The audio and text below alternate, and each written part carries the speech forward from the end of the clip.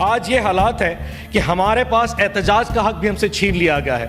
एहतजाज की कल बात करते हैं तो शेरी रहमान साहिबा ने हमें फरमाया कि जी हमने भी बड़े लॉन्ग मार्च किए सर कौन से लॉन्ग मार्च, और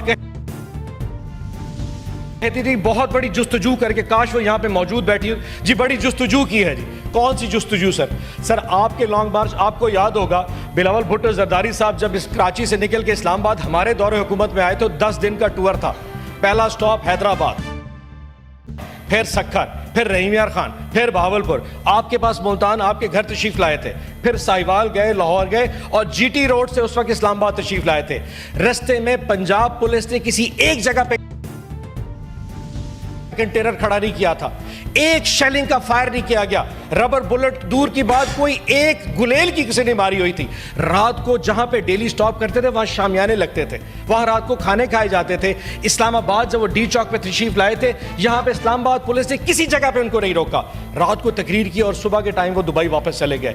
ये था सर लॉन्ग मार्च पीपल्स पार्टी का, शेरी रहमान साहब। और हमारा लॉन्ग मार्च, हम जलसे की कॉल देते हैं तो कहते हैं इस्लामाबाद नहीं संगजानी चले जाओ। हम लाहौर जलसे मीनारे पाकिस्तान कहते तो कोना कासिम चले, कोना वो जो गंद है लाहौर की परली नुक्कर पे उधर में फेंक देते हैं। एहतजाज के लिए सर हम भाग इस्लामाबाद आए थे, एहतजाज हमारा हक था, लेकिन हमारे साथ क्या, हमें गोलियां चला के हमें मारा गया। क्या एहतजाज हमारा हक नहीं है सर? दुनिया के बड़े बड़े मुआशरों में एहतजाज किए जाते हैं। 10 डाउनिंग स्ट्रीट के सामने एहतजाज किया जाता है, व्हाइट हाउस के सामने एहतजाज किया जाता है, सर गोली नहीं मारी जाती। ये पाकिस्तान दुनिया का वाहिद वो मुल्क है जहां गोली चलाई जाती है। और तो और अगर यहां पे सहाफी इन्वेस्टिगेट करने के लिए पिप्स अस्पताल चला जाए कि कितनी लाशें यहां पे आई हैं, तो उनको उठा लिया जाता है। मतियुल्लाह जान एक सहाफी गया सिर्फ रिकॉर्ड चेक करने के लिए कि कितनी लाशें यहां पे लाई गई, तो 246 ग्राम आइस डाल दी उस पे डाला गया कि उसके पास पिस्तौल है और इसने नाके पे पुलिस के ऊपर फायरिंग की है, जिसकी सजाए मौत बनती है। यहां पे सवाल पूछने पे वो केस बनाए जाते हैं जो कि सजाए मौत के जुमरे में आते हैं। ये किस मुल्क में जीते हैं सर कि सवाल पूछने में आप पे 200, मैं तो कहता हूं उस SHO के ऊपर पर्चा होना चाहिए कि वो 246 ग्राम आइस इस्लामाबाद से पैदा कैसे करके ले आया। यकीन जानिए सर, थाना न्यू टाउन में एक FIR दर्ज है, उसमें 10,000 लोग नामालूम है, 10,000। 5,691 लोगों को जब ATC अदालत में पेश किया तो उनको कहा जी शनाख्त परेड पे भेज दें।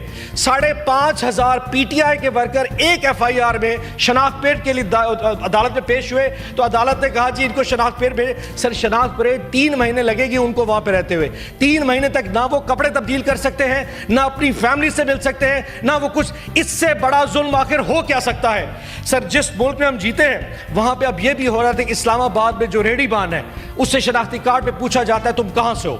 अगर वो KPK का डोमिसाइल है तो गिरफ्तार कर लिया जाता है। अगर आपके पास मियां वाली का शनाख्ती कार्ड है तो आपको गिरफ्तार कर लिया जाएगा। आपके पास अटक का शनाख्ती कार्ड है तो आपको गिरफ्तार कर लिया जाएगा। सर हमारी फेडरेशन पहले भी कमजोर हो चुकी है।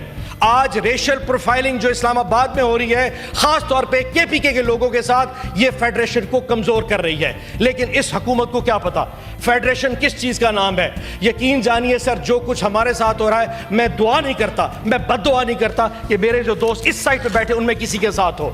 अल्लाह ना करे आप लोगों के साथ हो। पिछले 1.5 साल में जिस किस्म की बर्बरियत हमारे लीडर के साथ, हमारी लीडर की फैमिलीज के साथ, हमारी तमाम पॉलिटिकल पार्टी के साथ हुई है, शायद उसका अशर शीरीन के साथ नहीं हुआ। और पूरी कौम को बता दिए, अगर हम मुर्द इल्जाम होंगे तो हम माफी भी मांगेंगे, सजा भी भुगतेंगे। लेकिन अगर कोई और मुर्द इल्जाम है तो वो सजा भी भुगतेगा और माफी भी मांगेगा। कि जब हम एक दफा ऐलान कर देते हैं कि फलाने दिन एहतजाज है, या फिर किताबें खोल के आते हैं, उस सराइकी की मिसाल है ना, उनको डेंदा कोई नहीं तो घेंदा कोई नहीं, यानी कि हमारे पास आना कोई नहीं चाहता और वहां उनको कोई बुलाता नहीं। ये फिर सदर ढूंढ के किसने को रिक्वेस्ट किए, को आना तो नहीं चाह रहा। जिस दिन खान साहब का ऐलान आता है जी फलाने, मैं शर्त लगाता हूँ खान साहब ऐलान कर दें 15 जनवरी को प्रोटेस्ट करना है, इन्होंने मोफा से जाके लिस्ट निकाले नहीं, किसी ने रिक्वेस्ट नहीं कि हमारे मुल्क में ये 16 जनवरी को पाकिस्तान बुला लेंगे, ये इथियोपिया वाले को, युगांडा वाले को, इवन के नॉर्थ कोरिया के सदर को बुला लेंगे कि खान साहब का प्रोटेस्ट है, कल को दिखाएंगे। ये पाकिस्तान को डिफेम करते हैं। सो हमें एहतजाज की डेट बाद में आती, इनको बाद में पता चलता है कौन सा सदर आ रहा है। कल मुज़ाकरात का हमारा मजाक उड़ाएगा चेयरमैन साहब, ये आपकी वसासत से बता दूं, मुज़ाकरात अगर होंगे तो इज्जत की बेस पे होंगे। डिग्निटी की बेस पे होंगे। ये जो लेटने वाली जो बात बार बार की है, ये बेइज्जत नहीं हो सकते। अगर आज चेयरमैन इमरान खान साहब ये सिर्फ पाकिस्तान के वसी तर मफाद में कह रहे हैं कि हम मुज़ाकरात करने को तैयार हैं, तो इसे पॉजिटिव के तौर पे दीजिए।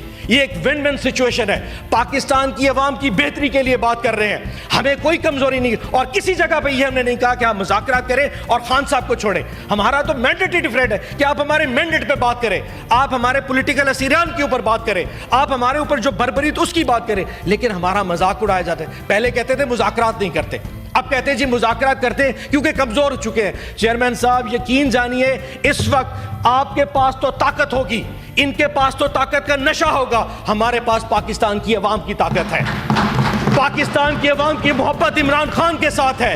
अगर इस मुज़ाकरात के नतीजे में,